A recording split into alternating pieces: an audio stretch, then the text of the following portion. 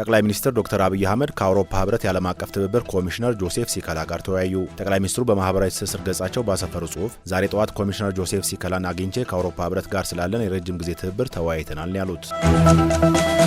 ኢትዮጵያና ፈረንሳይ ኢኮኖሚያዊ አጋርነታቸውን ለማጠናከር ተስማሙ። የገንዘብ ሚኒስትር አህመድ ሽዴ ከፈረንሳይ ግምጃ ቤት ከፍተኛ ባለስልጣን ጋር ተወያይተዋል። በተጨማሪም ውይይቱ ሀገራቱ የልማት ትብብራቸውን ማሳደግ፣ የማክሮ ኢኮኖሚ ትብብር ስለሚያደርግበት ሁኔታ እንደዚሁም ቀጣይነት ያለው የኢትዮጵያ የዕዳ ሽግሽግ ድጋፍ ላይ ትኩረት አድርጓል። ሁለቱ ወገኖች የኢትዮጵያ የለውጥ አጀንዳ ለመደገፍ ኢንቨስትመንትን ለመሳብና ቀጣይነት ያለውና ሁሉን አቀፍ እድገት ለማስቀጠል ያላቸውን ትብብር ለማጠናከር ያላቸውን ቁርጠኝነት አረጋግጠዋል።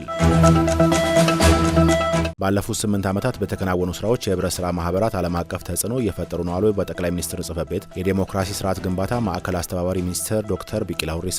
የኢትዮጵያ ህብረት ስራ ኮሚሽን ወደ ቀበሌ መድረስ በሚል መሪ ሀሳብ ሁለተኛውን ሀገር አቀፍ የህብረት ስራ ሪፎርም የንቅናቄ መድረክ በተለያዩ ከተሞች ማካሄድ ጀምረዋል። ዶክተር ቢቂላ ሁሪሳ በዚህ ወቅት እንዳሉት በኢትዮጵያ ሁለንተናዊ ብልጽግና እንዲረጋገጥ ከተሰሩ ስራዎች መካከል የህብረት ስራ ማህበራት አደረጃጀት አንዱ ነው። ይህም ኢትዮጵያ በአፍሪካ 5 ግዙፍ ኢኮኖሚ ካላቸው ሀገራት አንዷ እንድትሆን አቅም መፍጠሩን አስረድተዋል።